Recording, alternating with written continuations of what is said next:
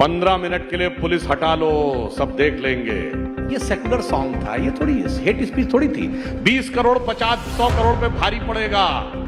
Secularism का song है, इसको कैसे हेट स्पीच कर सकते हैं? असदुद्दीन ओवैसी ने बोला था जब मोदी पहाड़ पर चले जाएंगे और योगी मठ में चले जाएंगे तुम्हें बचाने कौन आएगा। ये सब तो सेकुलरिज्म के सॉन्ग होते हैं, इनको हेट स्पीच थोड़ी कहते हैं। सरतन से जुदा, अरे ये तो सेकुलरिज्म का सॉन्ग है, इसको हेट स्पीच थोड़ी कहते हैं। आपका नफरत में भी एजेंडा है और मोहब्बत में भी एजेंडा है। एक एजेंडा है मोहब्बत से एकदम। हम सिर्फ मोहब्बत फैलाने में मानते हो और आप सिर्फ नफरत फैलाने में मानते हो। आप मुझे बताओ 10 साल में आपने मोहब्बत फैलाई है नफरत?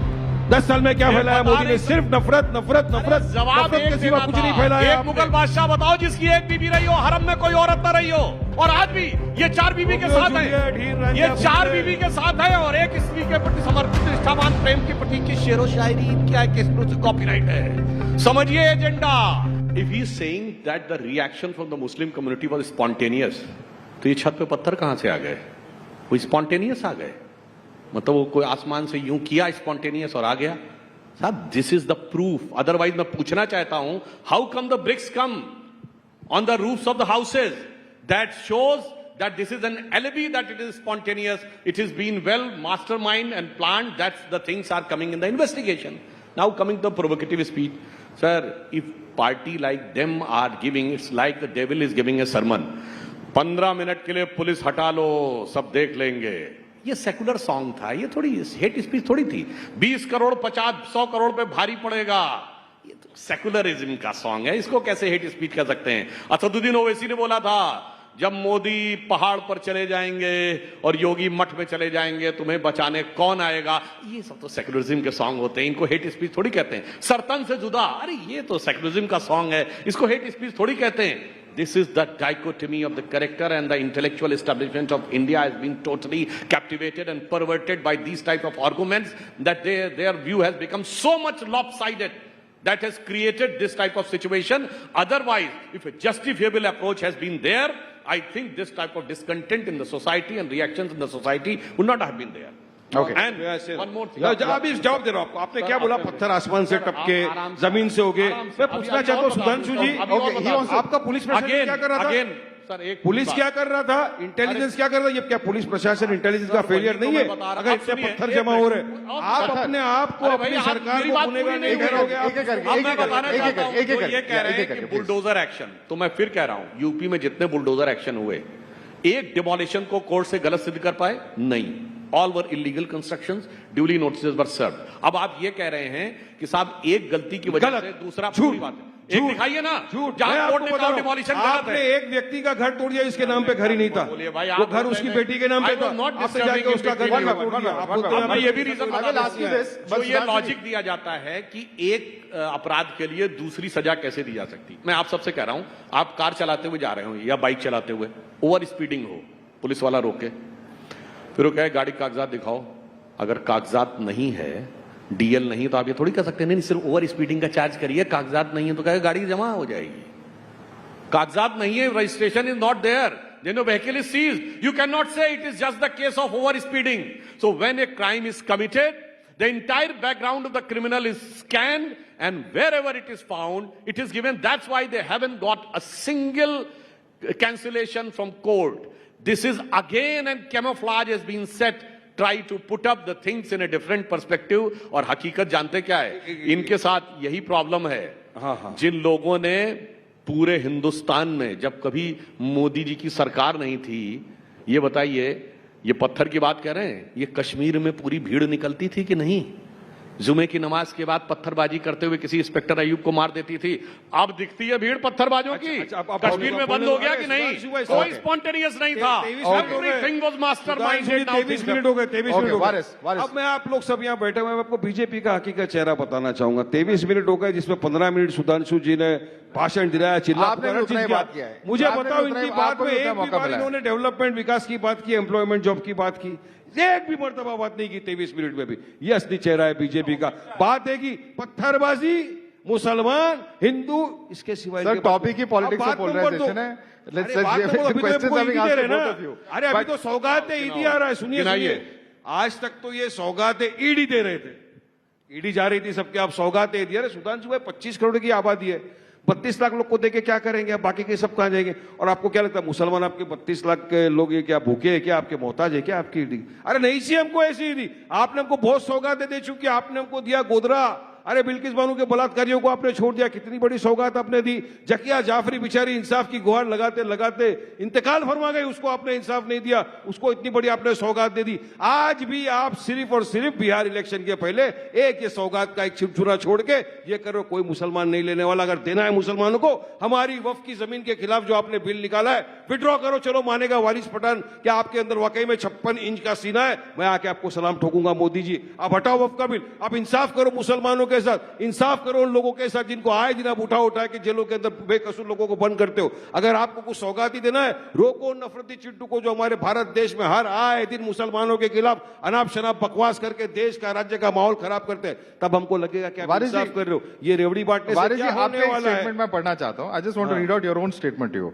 You have talked about, you know, I am quoting you, today I met actor Akshay Khanna who portrayed the role of Aurangzeb in the movie Chhawa. Akshay is a wonderful person. If a Muslim actor had played the role of Aurangzeb, the situation might have been entirely different. What kind of comment is this? Yes, of course. Is this not polarizing? See, I met Akshay Khanna. We met. It was nice in talking.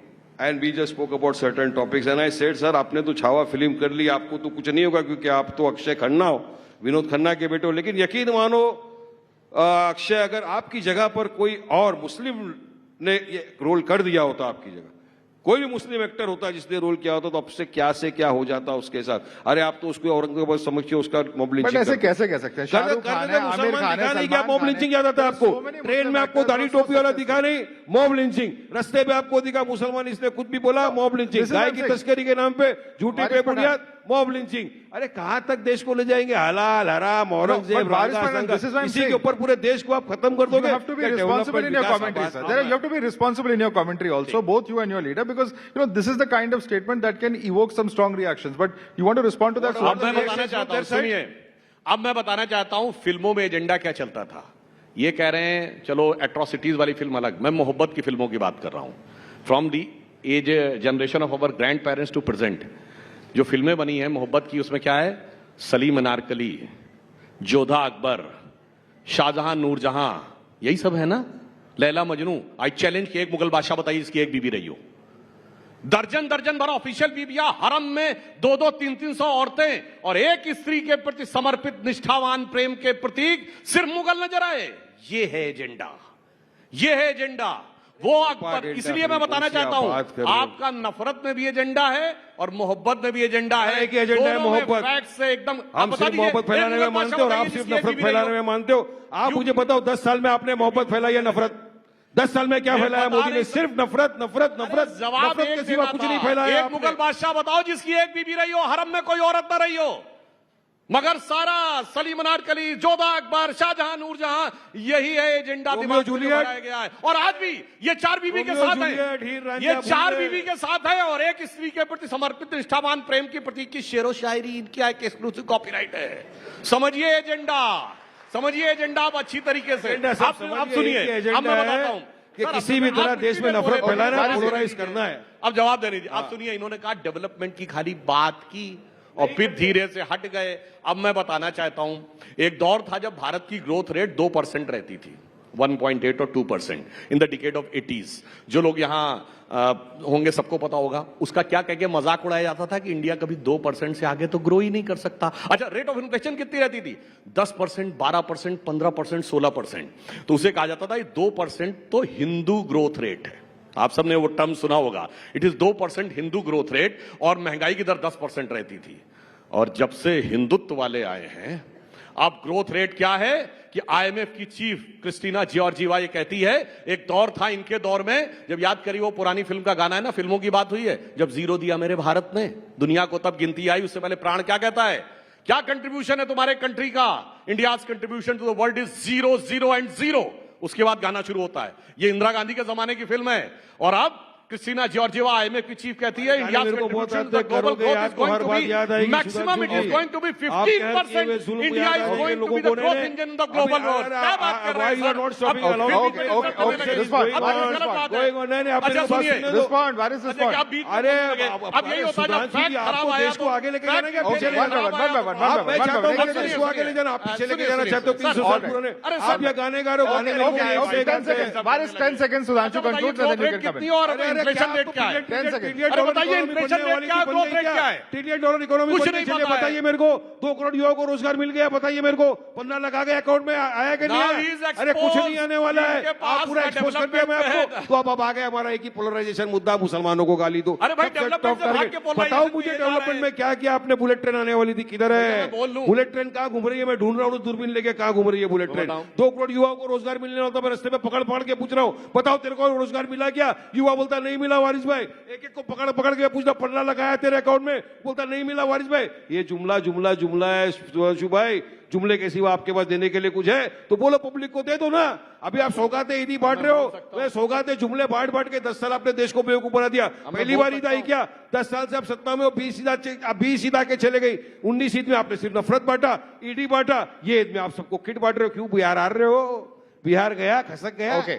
पायदन मैं गए, बोल सकता हूँ। We're drawing to the end of the debate. Waris Pathan, we're drawing to the end of the debate. अब मैं उम्मीद करता हूँ जैसे मैंने शांति से सुना है वैसे आप सुनेंगे, आप डिस्टर्ब नहीं करेंगे, बीच में नहीं बोलेंगे। अब मैं बोलता हूँ, इन्होंने कहा 20 साल, हैदराबाद में आज तक एक दिन के लिए हमारी हुकूमत नहीं रही है। सिर्फ हैदराबाद से वो बातें क्यों आती हैं कि मुस्लिम बच्चियां 8-8, 9-9, 10-10 साल की बेच दी जाती हैं, मिडिल ईस्ट में लोग चले जाते हैं, आप ही लोगों की हुकूमत है वहां। क्यों इतनी गरीबों गुर्बत है?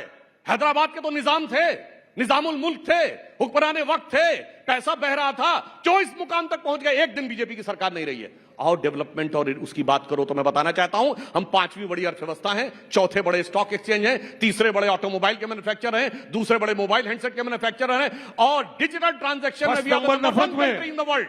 G20 में आज हमारी हाईएस्ट ग्रोथ रेट है, और वर्ल्ड की ऑल बिगेस्ट, फिर बीच में बोलने लगे, डिस्टर्ब करने लगे। For more of such videos, do like, share and subscribe to ET Now Swadesh.